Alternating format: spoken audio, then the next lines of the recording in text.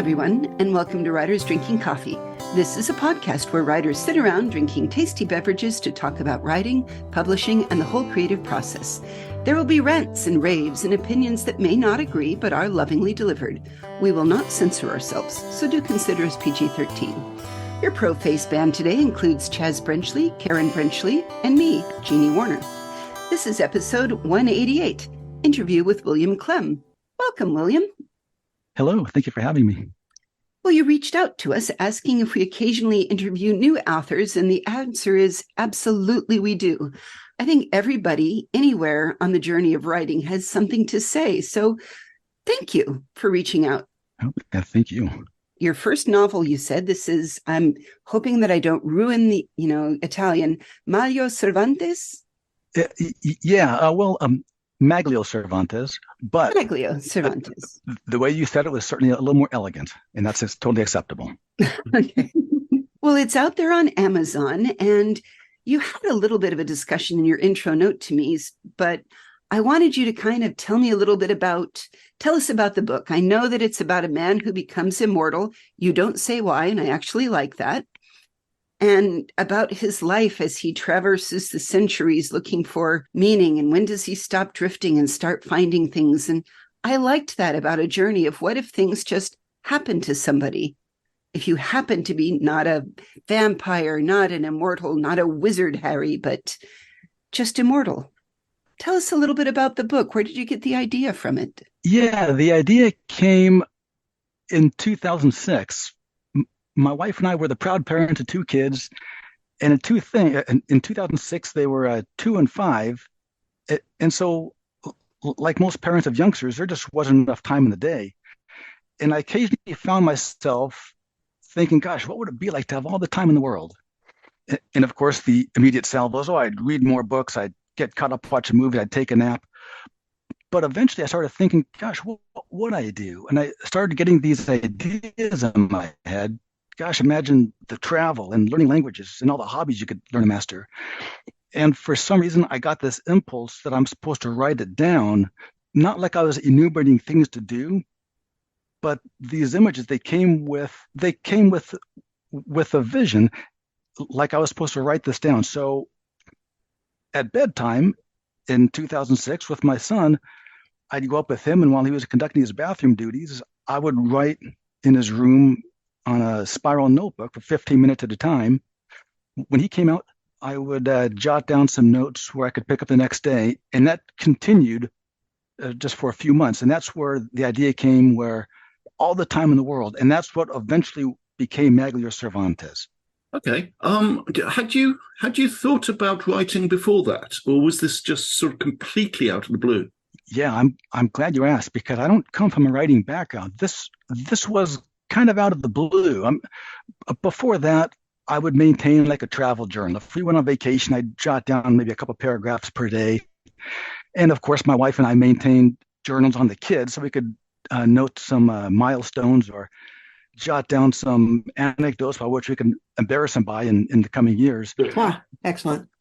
But going back to college, no, I was a math economics major. And so the idea in 2006 that I might one day write a novel, it was a silly idea. But for some reason, I love that you point out the first point is writing a little bit every day. So that's when people say, how do you become a writer? You seem to have stumbled upon it just by writing a little bit every single day. Yeah, that's for sure. It started a little bit at a time. And even then, I wasn't really into it, but I just had this impulse, like it needed to be written down. And so I did that for about a year, and I eventually had to stop, just because there are too many unresolved storylines in the crunch of real life. I was working full time and parenting duties, so I stopped. But I never dropped the idea of Maglio Cervantes and his becoming immortal and his misadventures and adventures through the centuries. And I wanted to look at immortality in a deeper sense than simply the infinite timeline. And so I saved it, and I eventually came back to it. I didn't know when it was going to happen, but it finally did. Well, one of the things that I liked about Maglio is he starts off being an everyman. He's just some guy. He's a fisherman. And it seems so often with many stories that we get in fantasy or science fiction, it is always some great figure that stalks through the world. You really do have a very everyman approach to him. He's just this guy. And he does a little bit of, I felt like he was a leaf in the river for the first few chapters of his family died. He had a lot of emotions to process and a lot of survivor guilt to process. And you explored that, and that seemed appropriate. Yeah, that was on purpose. I didn't want to just talk about the immortality because it seemed while immortality certainly has its advantages, gosh, there are a number of significant hurdles Maglio to have to roll through those. I mean, if you're immortal, gosh, I mean, horror of horrors. I mean, you're gonna have to work forever. Yeah. And also there's the aspect of trying to carry forward all your assets through the generations and the centuries without raising curiosity. So I wanted Maglio to address all that. I mean, you couldn't simply open an investment account with Fidelity and 175 years later you're still the original account holder. So I wanted the main character to have to work through these, and how would he address it? Well, I liked that perspective, especially when you started off at the beginning. This is 14th century. There were a ton of people that were not amassing wealth. You basically got enough money. They were subsistence level humans. He did not come from middle class. He basically came from a working class group. So he had to learn about money. And I presume that's a little bit of your financial background of, in order to make more money than you need to do this. And this is how you move this. And this is how you save it. So knowing that you're a banker gives me a new perspective on a couple of those chapters. Right. Yeah. I'm a commercial insurance underwriter. So I'm on the insurance side, but you're right. The insurance industry, it's all part of the financial sector. It is. But yeah. So there was, back in my youth when I got my first job and I had to figure out trying to invest, and Maglio was kind of in the same shoes. Although it takes him a few centuries before he actually gets the money that he can actually invest. Well, I like that he wasn't, just like the instant quint study. He gets the crap beat out of him a few times. And, I kind of appreciate that about a guy who says, all right, I have made mistakes. I'm going to try to learn from my mistakes and move forward.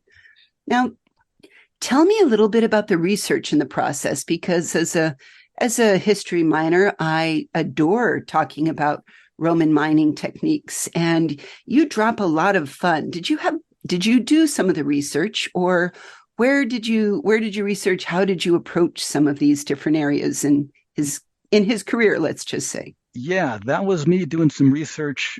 And I don't know how you feel about Wikipedia, but that's often where I started. And then I would go deeper from there. So I might get some, maybe some abbreviated information, maybe some timelines or some talking points. But I would often go deeper in that. And the research was important to me. So I needed to get into 14th century, the plague in Europe. Of course, there's the mining in Spain. I needed to get some paella recipes. But the research was important because I wanted to be respectful of the reader in that if they would go along with me on the point of immortality, I didn't want the reader to have to suspend disbelief every time they turn the page. I wanted the rest of the novel to be viable. And so I did the research so I wouldn't, I mean, you're reading fiction, but I didn't want to make up stuff that could actually be confirmed and verified. Absolutely. Hang on. You mentioned paella. Did they actually have rice in 14th century Spain? Not yet. So the point I was going with in Maglio Cervantes was that paella originated in Maglio's mama's kitchen. Because paella, I think that followed, it was later in the 14th century, I think, but it was in that area of what would become Spain. That's my understanding, that it was in that area. So it came from Mama Maglio. Oh, it's great. I love that. Well, Marco Polo brought them pasta in like 1292 some odd, so somewhere in there. Yeah, I have another research question. Please. Oxford. How did you research Oxford? Yeah, that was a tough one. I started with Wikipedia to get some timelines. And then from there, I had to do a number of other web searches. And I forget where I actually ended up, but there were a couple different sites I was on. And now that I think about it, I probably could have gone to the Oxford University site to get some historical insight. But it was just reading online to try to get a better understanding of what was the university like back then, who was attending. Mm. So that was a tough one, but I eventually got enough where I felt comfortable going forward with it. Yeah, yeah, all I'm saying here is that you should have met me earlier. 'Cause I'm Oxford born and bred.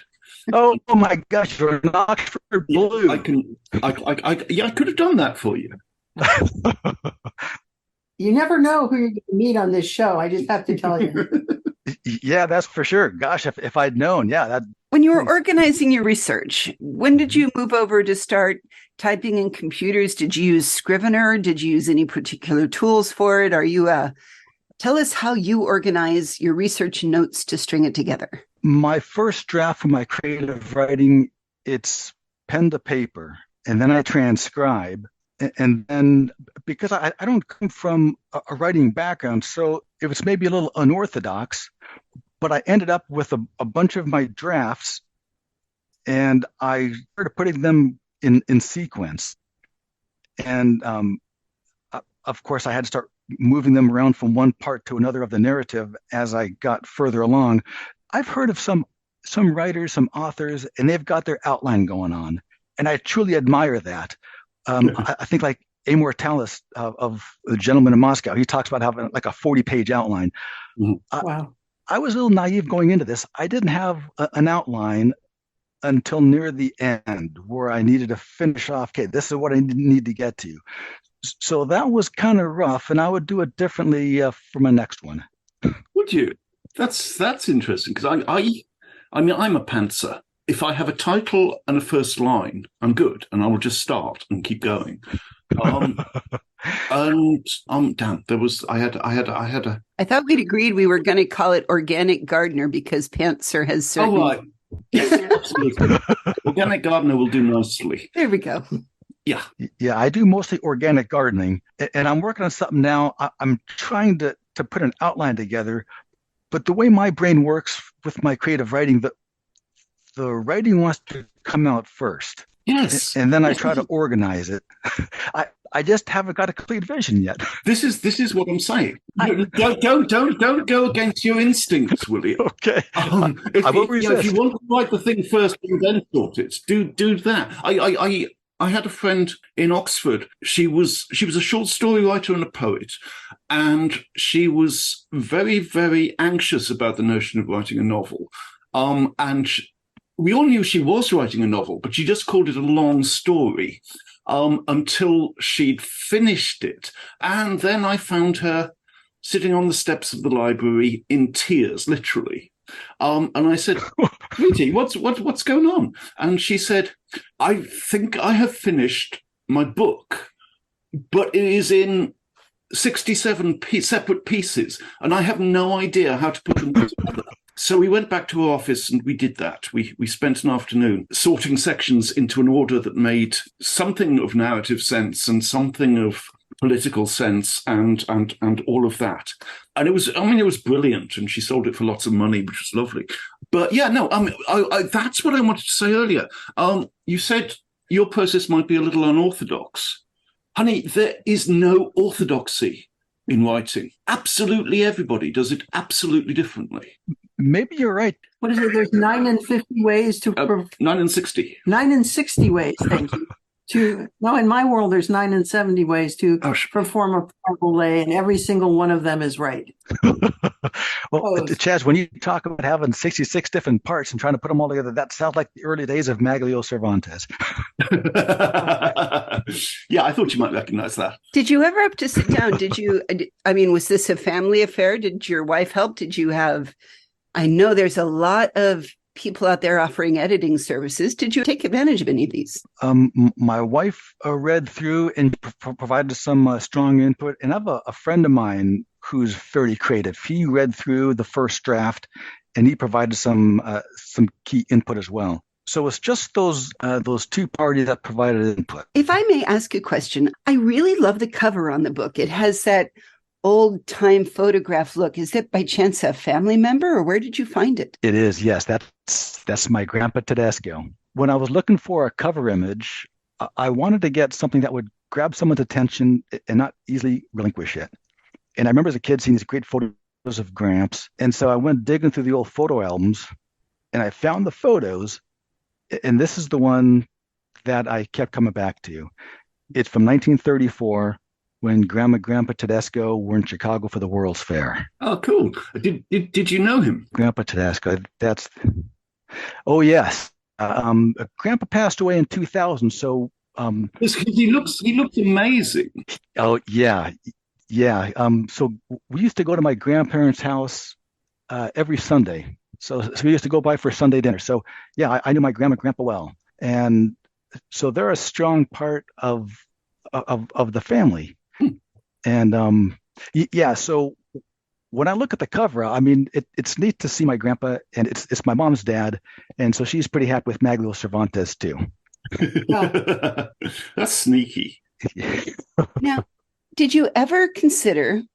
I mean, as this is self-published, put out there, did you consider flighting it out to agents, doing query letters? What prompted your decision to go self-publishing as opposed to trying to get it purchased somewhere?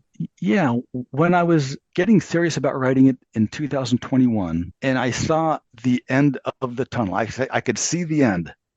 And I was thinking, gosh, I was really happy with it, and I wanted to make it available. And the idea of commercial publication, it seemed tedious and with a questionable outcome. I just have to say, having been in commercial publishing for 45 years, it is tedious and the outcomes are deeply, deeply questionable. You're right. Yeah, and so I got to the point where, I've spent a lot of time putting this together. I'm really happy with this. I want to make it available. And so instead of finishing it and then making my next hobby seeking commercial publication, I decided to self-publish and make my next hobby self-marketing. Yeah, that's really smart. So how do you go about the marketing? Well, you guys are my first podcast, so thank you for having me on. Hooray! We're special. And yeah, well, you're making me feel special, so thank you. Yeah, so my marketing plan is to try to get on some podcasts, and then I have some additional writing coming up in the future years. And so I'm hoping to try to build up a social media to some extent.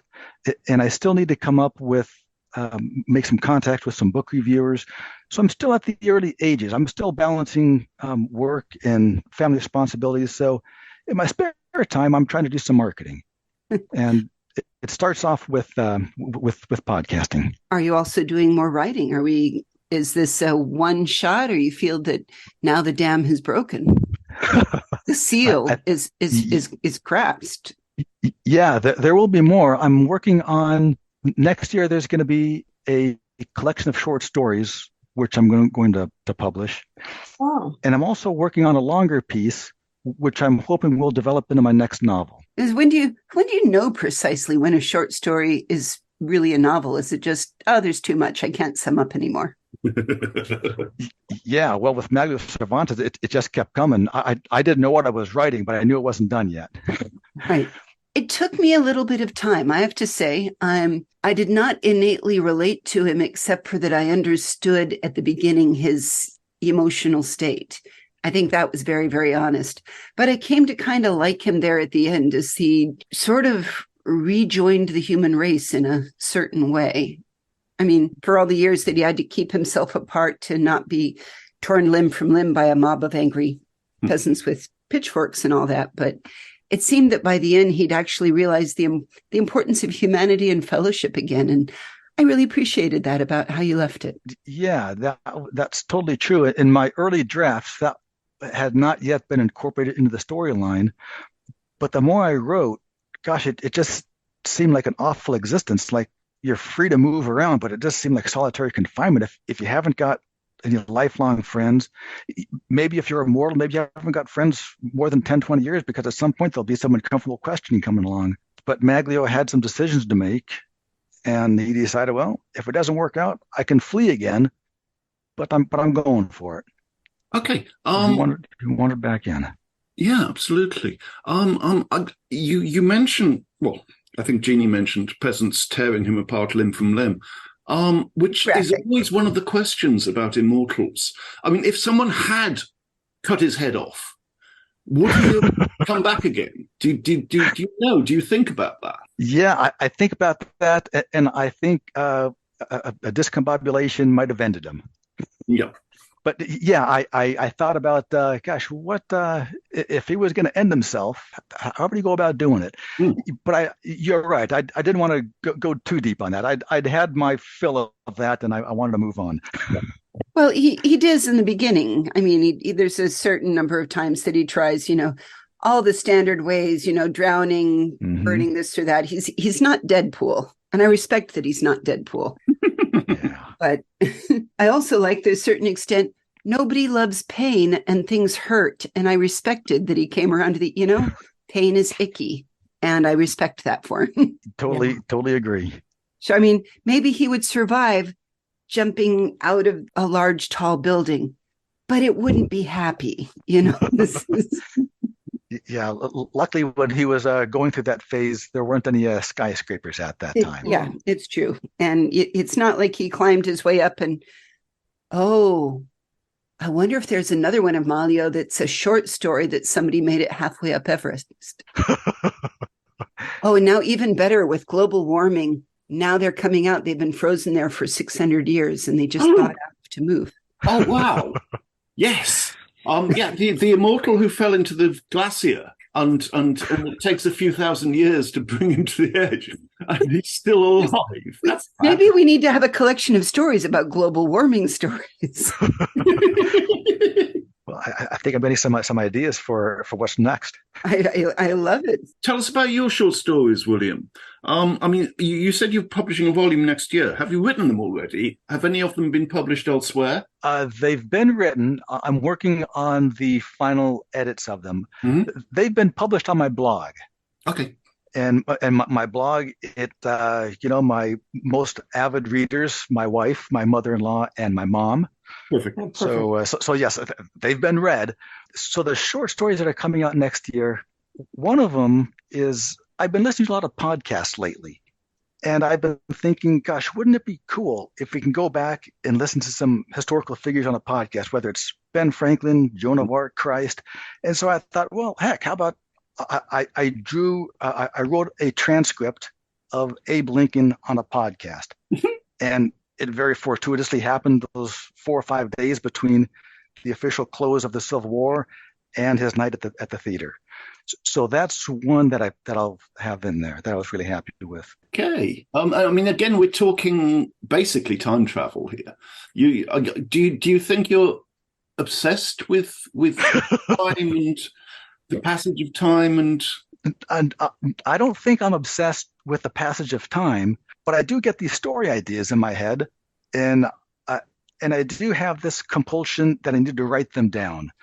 So maybe the source of these stories is obsessed with the passage of time, but myself consciously, I'm not, but maybe subconsciously so. Okay, I have to ask you this. Do you think of your creative soul, your muse, whatever, as something separate from yourself? Not entirely. No, I mean, I get the ideas, and I work in conjunction with them. I like getting the ideas, and I want to pay my respects by writing them down. I don't want to just ignore them. Yeah, that would just seem like a waste. Yeah, no, that's fascinating. A very well-known, well-published, long-established writer friend of mine told me 30 years ago, probably longer now, that he kind of saw story as a thing that wandered around the atmosphere until it found the right brain to zoom in on and tell itself through. Well, we may have Calliope and Cleo fighting over him right now. That's, I mean, to be fair. Yeah, that's a fun idea. The images I get, it might be like a cartoon thumbnail, and it's got the image and there's a narrative that goes with it, and it's my job to transcribe and write it out. So there's a visual as well as a narrative component. Yes. Yeah. In fact, I started blogging in 2009 because I just felt like I've got all these ideas that I need to write them down. I need to clear my head. And before then, I had never made writing a priority. I would write if I had time, but if you're only going to do something when you find time for it, you're not going to do much with it. So in 2009, I made it a priority and it became a habit. And it turns out that writing is something that I like doing. It's a great way to clear your head and to think things through. And Ray Bradbury said it best. He said you should write a short story every week because it is not possible to write 52 bad short stories in a row. One of them's got to be good. Exactly. Well, I'm going to have to get links from you for where people can read your blogs because we're going to need to put it along with the other fascinating things we've discussed for where to buy your book on our website, which is www.writersdrinkingcoffee.com. Thank you so much for reaching out and joining us today, William. Jeannie, Jess, thank you so much for having me. And Maglia Cervantes' self-published novel, we will have a link on it and hope that you all enjoy it. You've been listening to Writers Drinking Coffee, a labor of love and enthusiasm put together by the hosts. Our main web magic is cast by Deirdre Schween, and our sound engineer and backup web spiders are David Welsh and John Schmidt. Our intro and exit music are performed by Michael Engberg. You can hear lots of Michael Engberg on manyhatsmusic.com. Our podcast sponsors are Jackal Designs, The Bean Scene, Arm Street, and Homage to wherever your riding watering hole may be in the world. And hey, thanks for listening.